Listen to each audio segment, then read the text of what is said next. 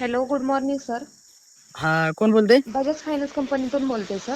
हा, बोला ना मॅडम. पवन चक्कीचे हप्ते कधी भरताय सर आपण?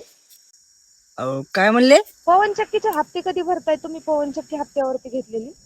पवन चक्की? त्याचे हप्ते कधी भरताय? बजाज फायनान्स कंपनीकडून बोलते.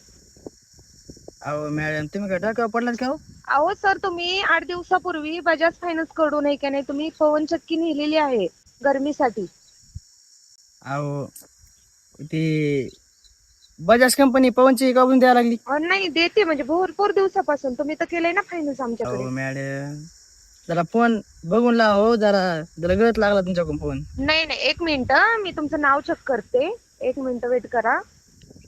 बालाजी गुरसाई, बीड वरून बोलताय ना? ओके. हा, मीच बोलतोय. मग तुम्ही 8 दिवसापूर्वी आमच्या कंपनीकडून बजाज फायनान्स कडून पवन चक्की नेली आहे. हा, खूप आहे, गरम खूप होते, त्याच्यासाठी घरात लावायला तुम्ही पवन चक्की घेऊन गेलेले. तुम्ही 2 दिवसात हप्ते भरणार होते, आता 8वा दिवस आहे. कधी हप्ते भरताय? अहो मॅडम, तुम्ही काय बिघडलात का हो मॅडम? मी कशाला घेऊन पवन चक्की? अहो सर, तुम्ही पवन चक्की नेली आहे तुमच्या घरात लावायला.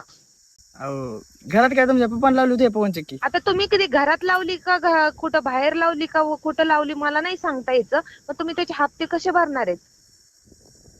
अहो, हप्ते भरायचा विषय वेगळा राहिला मॅडम.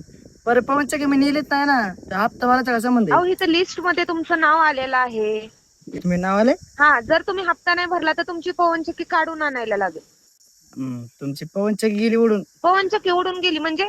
अहो मॅडम, काल तुम्हाला सांगतो, एवढ्या गारा बिरा पाऊस बिस होता नाही का, ती पवन चक्की उडूनच गेली बघा. आणि कुठून भरू हप्ते? अहो सर, तुम्ही आमच्या कंपनीकडून तुम्ही पवन चक्की ठेवा नेलेली आता. आहे गार